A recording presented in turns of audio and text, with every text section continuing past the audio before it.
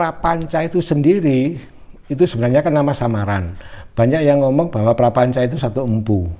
Tapi ada juga yang ngomong bahwa Prapanca itu ada bukan satu empu, kumpulan dari empu. Pra itu sebelum Ponco iku 5. Berarti sadurunge 5 papat. Ada 4 empu yang ada di situ sebenarnya cara ini. Tapi memang Prapanca itu pada saat itu ada yang mandegani jenenge apa itu jenenge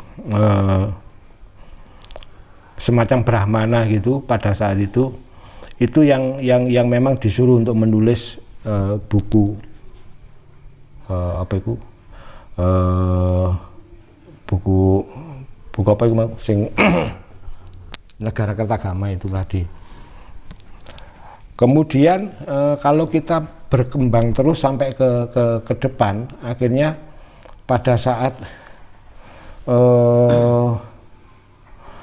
saat kerajaan Islam baru lahir, ketika Demak berdiri dan Raja Patah yang memerintah, itu buku-buku itu dikumpulkan dan disempurnakan menjadi apa ya, buku semacam suluk surya ngalam itu disempurnakan. Akhirnya di situ disusupilah ajaran-ajaran Islam dimasukkan di situ. Nah, perkembangan seperti itu sebenarnya kita kan nggak bisa menutup mata bahwa Jawa itu dulu segitu besarnya. Bangsa Jawa itu nggak bisa diremehkan koyok saiki. Nah, kalau kita melihat dari negara-negara luar itu ini membandingkan, mengkomparasikan ketika itu pada saat Perang Dunia sekitar sebelum 1500 itu Eropa hancur, Pak. Katanya Eropa itu hancur pada itu. Nah, sekitar pada saat itu akhirnya kepingin bangkit, dia menggali sejarahnya sendiri-sendiri, dia mencari buku-buku kuno, artefak-artefak kuno, kemudian dipelajari, kemudian disimpulkan, disesuaikan dengan zaman yang ada. 100 tahun kemudian dia mencapai pencapaian Renaissance. Ya mencapai zaman apa ya, revolusi ya. Nah, setelah itu baru Aufklärung, zaman pencerahan. Wis tinggalan das sampai saya tadi negara-negara maju.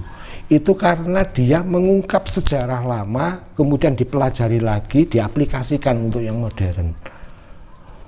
Loh, Indonesia kok gak seperti itu loh, eman-eman ya jane ya.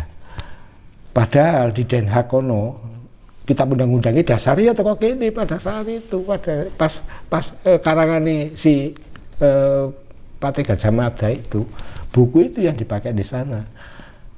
Dasar-dasar hukumnya KUHP. Terus yang saya takutkan gini, kalau sampai sekarang apa ya, kondisi seperti ini tidak ada perbaikan, tidak akan menutup kemungkinan budaya Jawa, bahkan bangsa Jawa dulu itu hilang. Contohnya wakeh aja nih. Di luar sana contohnya wakeh. Dulu ada namanya bangsa Mindanao, gede. Terus kemudian ada suku Izulu di daerah Filipina. Terus marono ono suku maneh apa gede-gede nih kono. Ketika Filipina diserang oleh Spanyol, 150 tahun hilang, Pak. Sampai saiki hilang. Tadi suku Mindanao, suku Izulu, sing dulu ibu kotanya besar itu Amanila, sekarang jadi Manila itu hilang, Pak. Jadi suku-suku kecil. Dan pada saat itu sebenarnya suku-suku itu wis Islam, soalnya wis pernah diislamkan pada zaman Rasulullah dulu. Itu tinggal 15% sesuai dengan data statistik. Nah, padahal Indonesia 350 tahun dijajah, sekali 90% Islam, ya kuat begini. Kuat loh, Pak. Dulu ada namanya suku Cham di daerah Champa. Sunan Ampel itu keturunan sana sebenarnya. Sunan Ampel itu dari bapak iku Ibrahim Asmoro Kondi, Syekh Ibrahim Asmoro Kondi Samarkand. Ibu iku Nyai Roro Ayu Condrowulan, itu keturunan Champa sebenarnya. Ratu Ayu Condrowulan itu keturunan Champa. Dulu besar suku di sana itu, bahkan disebut bangsa. Tapi karena nggak ada yang melestarikan, hancur, hilang. Saya dari suku kecil-kecil, suku Champa itu terpinggirkan di daerah Vietnam kono. Terus ada lagi suku Kasat, itu bangsa Kasat itu gede nih, Kaukasus di daerah Georgia itu. Saya hilang, musnah, wis gak ono blas, sampai bahasa-bahasanya hilang. Kurdi itu besar, bangsa Kurdi itu. Salah satu sultannya yang paling terkenal kan Salahuddin Al-Ayyubi pada saat itu. Tapi berhubung nggak ada yang melestarikan, saya dari suku-suku kecil-kecil daerah Irak, Syria, daerah Mesir, dan bahkan bahasanya bisa kita nggak kenal. Loh, berarti apa? Budaya, bangsa, suku itu bisa hilang oleh nggak ada yang melestarikan. Jawa nggak menutup kemungkinan bisa seperti itu, mengalami itu. Loh, emang hilang. Tinggal nunggu waktu, saya nggak ada perbaikan. Nah, kita mempelajari sejarah itu kan membangkitkan rasa bangga iku mang, dengan rasa bangga akhirnya menghargai, dengan menghargai akhirnya bisa melestarikan. Maksudku ngono. Jaga hilang, soalnya eman-eman. Iku guru lah didelok teko, waduh, banyak lah peninggalan-peninggalan yang ngedap-ngedapi iku. Sing dulu tak ceritakan teko pusaka, teko tembang gamelan, waduh. Adat budaya yang lain. Iku sing apa mang? Pertanyaan ini mang aku sampai bingung. Sejarah Pulau Jawa ya. Pulau Jawa dan suku Jawa. Iya, itu yang bisa saya ceritakan. Jadi lek kurang runtut ya mohon maaf itu bang kan ya apa? Saya berusaha untuk meruntutkan itu, tapi memang lek dicerwitakno kuwabeh secara detail sewengi gak mari. Oh, silakan. Sewengi gak mari masalah sejarah Jawa. Apa Sambuanga, ana suku Kaukasus. Dulu gini. Pada saat ini catatan teko Cina. Jadi ada salah satu buku sejarah di Cina itu mencatat pada saat sekitar berapa ya, pokok tahun-tahun sebelum Masehi itu ada orang-orang yang daerah utara Indonesia sekarang, Nusantara lah, utara Nusantara, itu sudah termasuk orang-orang Mongol pada saat itu dia tahu ada pulau di daerah selatan dan dia sudah maju peradabannya. Nah, yang kelihatan dari sana pada saat pelayaran itu kan Pulau Kalimantan. Nah, dia menyebutnya Baruna. Di situ dituliskan Baruna, Waruna, terus kerajaannya nama ibu kotanya jenenge Barunai. Nah, artinya itu suatu pulau yang dilindungi oleh dewa lautan. Itu kalau dilihat dari asal katanya. Jadi Brunei. Nah, sekarang jadi Brunei, lek wong anu jadi Borneo. Perkembangan selanjutnya itu Baruna. Nah, bahasa-bahasa yang dipakai itu sudah mengenal bahasa pada saat itu, bahasa Sanskerta memang. Bahasa Sanskerta. Nah, saya nggak tahu kayak bahasa Inggris itu kapan munculnya, tapi yang jelas dari serapan itu banyak dari bahasa Sanskerta. Dhisik namanya Mataram itu asal katanya matar ini Pak. Itu kata dasarnya matar. Matar itu ibu. Mother. Penyangga. Lah akhirnya tadi bahasa Inggris ke mother. Iya Pak. Barata itu saudara. Barata itu. Jadi brother. Anak itu sunu lah ini. Sono sunu. Sampai saiki sunu itu jenenge anak. Jadi son. Banyak ternyata bahasa Inggris itu mengadopsi dari bahasa-bahasa Sanskerta. Berarti apa? Luwih tuwek bahasa Sanskerta. Luwih tuwek. Kalau kita berkaca ke India, apa bahasa itu ke India? India ada peninggalan. Apa sih bisa dibanggakan? Apa yang bisa membuktikan bahwa ini dari India?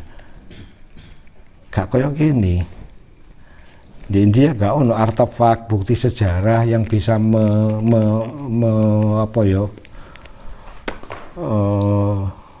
menjadikan bukti nyata bahwa pada saat zaman dulu memang sudah berkembang kebudayaan di sana. Gak ono. Sing ono di Jawa. Lah seperti itu mosok kate gak bangga dadi wong Jawa kan yo keliru. Makanya kalau angka kematian apa Pak? Mortalitas, natalitas.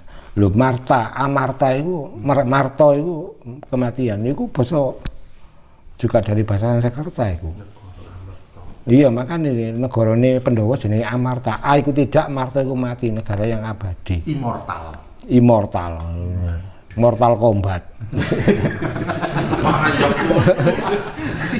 Ya kan malah ngono. Dentis itu ya itu dari bahasa Sanskerta iya. Bahasa Inggris. Soalnya niku asline nggih Sri lek mriki. Lah makane. Iya, Mas. Iya, Sir iku Sri. Sir Sultan Sir. Sampai saiki digawe Sri Sultan. Sir Alex Ferguson. Iya. Lah di Inggris kan Sir malian. Sir. Aslinya ya Sri. Iku ya mater sama artinya. Lek dental iku wong biyen lek ngarani apa? Enggak, biyen lek ngarani pelungguhane raja iku lak dampar dento, Pak. Dampar dento iku lungguhe raja. Lungguhe nang dampar dento ngono. Dampar iku sudah tempat duduk dento. Dento iku biyen iku tempat duduke raja iku dihias dengan gadinge gajah. Lah gading gajah itu kan untune gajah itu dento. Maka dia iya dental dari dental itu. Dentis. Nah, sebenarnya ini sudah disadari pada zaman-zaman dulu ketika era Diponegoro. Terutama era Diponegoro. Terutama Ranggawarsita. Itu Raden Ngabei Ranggawarsita itu kan pujangga besar pada saat itu kudu wong sembarangan yo kan, wong ngedam-edapi, ilmu agamane yo dhuwur, kebatinane yo jos pada saat itu. Sampai dijuluki Carik Kliwon pada saat itu. Carik itu juru tulis. Kliwon itu apa ya? Gelar tertinggi. Soalnya pasaran Kliwon itu pasaran songo, pasaran tertinggi dalam hitungan Jawa. Legi paing pon wage Kliwon. Kliwon itu tertinggi 9. Jadi lek Carik Kliwon itu adalah juru tulis yang memang makomnya dhuwur. Makom tertinggi. Dia dapat gelar Raden Ngabei Ranggawarsita Carik Kliwon. Nah pada saat itu sebenarnya Ranggawarsita sudah mulai merombak zaman sebenarnya. Dia kepinginnya menjadi titik balik pada saat itu dengan mengeluarkan buku-buku yang ya termasuk Serat Centini, termasuk macam-macam, Sabtojati. Tapi sampai sekarang belum ada tanggapan dari anu. Soalnya pada saat itu dia menjawab ketika ada pemberontakan Sepoi. Sama tahu krungu 1815-an sebelum perang Diponegoro, pemberontakan Sepoi. Itu sebenarnya sudah ada semacam kudeta dari dalam keraton. pada saat itu ada disebarno semacam propaganda keraton iki lek akeh sing meluk Islam, keraton ini gak tambah ayem tapi tambah bubrah gak karu-karuan. Dan itu Belanda sing anu sing menyutradai Belanda, tapi sing disusupno itu wong-wong toko India. Dadi golek teko wong India, suku Kurd pada saat itu, terus kemudian dilepokno dadi pembantu di keraton-keraton, dia mempropaganda dari dalam. Ada misi agama di situ untuk menghilangkan, mengacaukan Islam dan mengganti Hindu Buddha balik nang anu dengan berbagai cara. Akhirnya si Diponegoro menangkap sinyal itu, terjadilah pemberontakan Diponegoro. Iku sajane kan wis ono tanda-tanda kesana sebenarnya untuk memperbaiki sejarah bangsa iki, termasuk si Ronggo Warsito itu. Tapi ya sampai sekarang sih gurung ono hasilnya ya, sing disayangno. Lah buku-buku itu tadi saiki lek gak ono sing iso basa apa meneh, wis gak karu-karuan tambahan, Pak. Gak karu-karuan. Padahal buku-buku saiki ada di NU iku ono Les Bumi ya. Lembaga apa to iku? Seni budaya. Lembaga edukasi ya, seni budaya.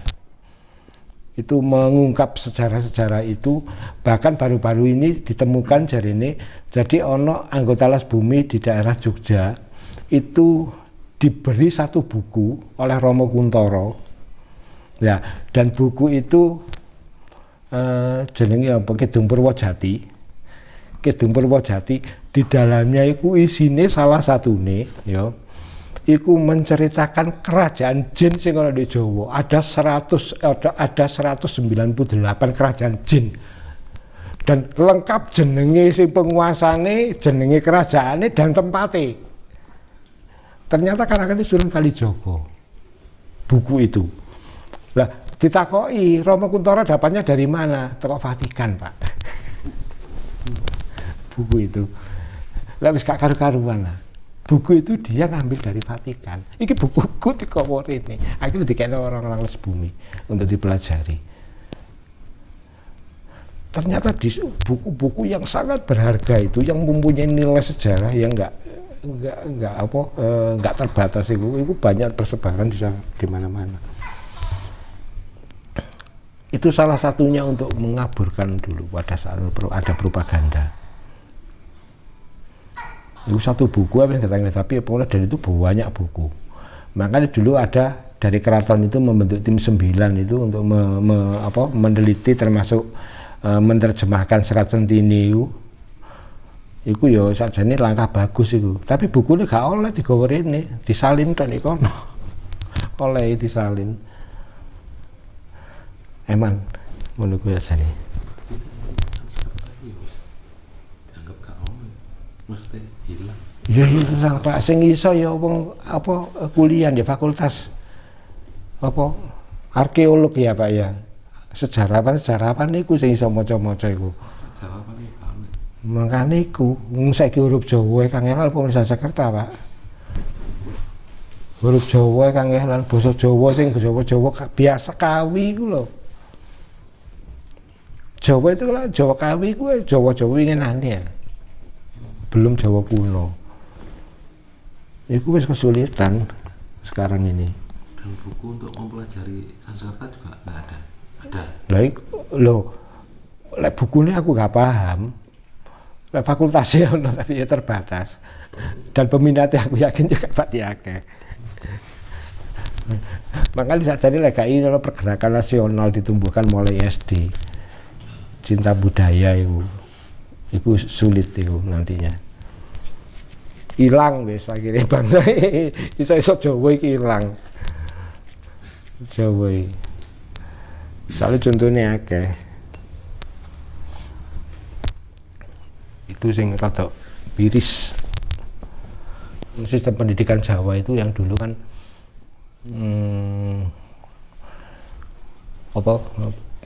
mulai padepokan, baru perguruan, asrama, terus kemudian pondok pesantren, sekarang dari sekolah itu sebenarnya kan proses sekularisasi. Dulu kan sudah penataan yang tadi saya ngomong bahwa padepokan pertama, universitas pertama bahkan disepakati dunia itu adalah Nalanda yang dibentuk oleh Ratu Sima pada abad ke-8 pada saat itu.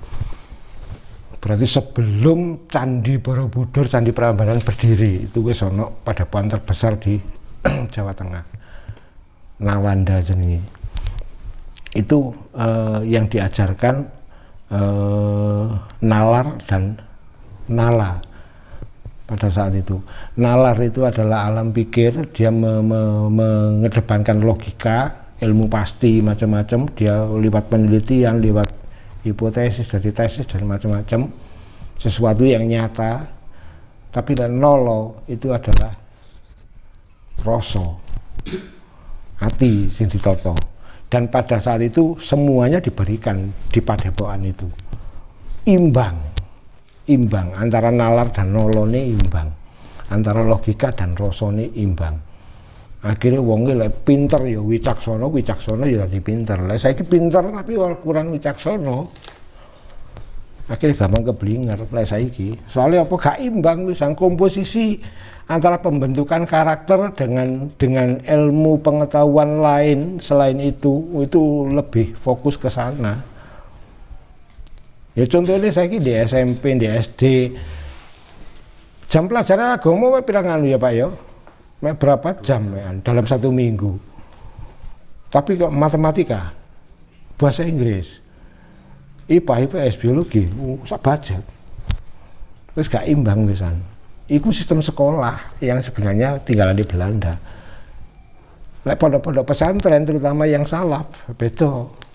Dia dua-duanya jalan. Iku saja nih. Lek wong berilmu, akhirnya kan jadi alim, ulama akhirnya ya. Dek teko ilmu iku mang.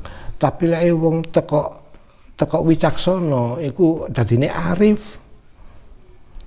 Arif akhirnya munggah dadi makrifat. Nah, sajane kan membangun itu dua-duanya. Dadi engko lek pinter ora gampang korupsi ya, saya kan ngono malah. Salah kaprah. Dia kali londo gelemai. Iya, dia kali londo gelemai. 350 tahun. Ya bener kene 90% jarine umat Islam 350 tahun dijajah iku saya menceger ngene. Beda ambek Filipina tadi. Bayangno. Izulu ilang, bangsa Mindanao ilang, suku-sukune.